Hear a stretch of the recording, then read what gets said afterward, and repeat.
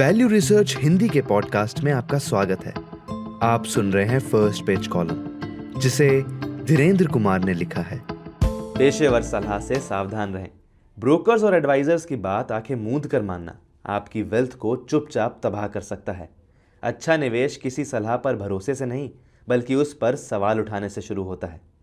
कई साल पहले मेरी मुलाकात एक ऐसे शख्स से हुई जो खुद को शेयर बाजार का पुराना खिलाड़ी समझते थे, लेकिन वो हैरान थे कि उनके सभी शेयर खरीद मूल्य के आधे से भी नीचे क्यों आ गए। वो जानना चाहते थे कि ऐसा क्यों हुआ। आमतौर पर मैं ऐसी बातचीत से बच निकलता हूँ, लेकिन ये एक रिश्तेदार की शादी थी और वो भी उसी में शामिल थे।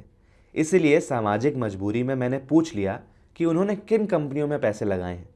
उन्होंने 1 दर्जन से ज़्यादा नाम गिना दिए और मैं चौंक गया। एक भी नाम जाना पहचाना नहीं था। किसी भी इन्वेस्टमेंट एनालिस्ट या बिजनेस मीडिया से जुड़े शख्स की तरह मेरी भी सैकड़ों कंपनियों के बारे में थोड़ी बहुत समझ है, या कम से कम उनके नाम तो सुने ही हैं। फिर भी उनकी लिस्ट में एक भी नाम ऐसा नहीं था जो मैंने कभी सुना हो। ऊपरी तौर पर मुझे हैरान नहीं होना चाहिए था, क्योंकि इस देश में हजारों लिस्टेड कंपनियां हैं, लेकिन सच ये है कि उनमें से ज़्यादातर निवेश के नज़रिए से बिल्कुल बेकार हैं और कोई उन्हें गंभीरता से नहीं लेता।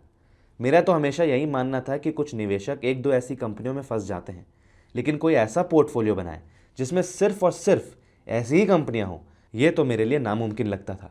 लेकिन यहाँ साफ है कि गलती उनके दोस्त की नहीं थी। ये पोर्टफोलियो उनकी अपनी रिसर्च का नतीजा नहीं था। हर एक शेयर एक ब्रोकर ने रेकमेंड किया था, और साथ में ये कहानी भी कि ये एक शानदार निवेश है। लेकिन इस शादी में मेरी मुसीबत अभी ख़त्म नहीं हुई थी। इसके बाद मेरी मुलाकात एक ऐसे सज्जन से हुई जो म्यूचुअल फंड्स के साथ कुछ ऐसा ही कर रहे थे।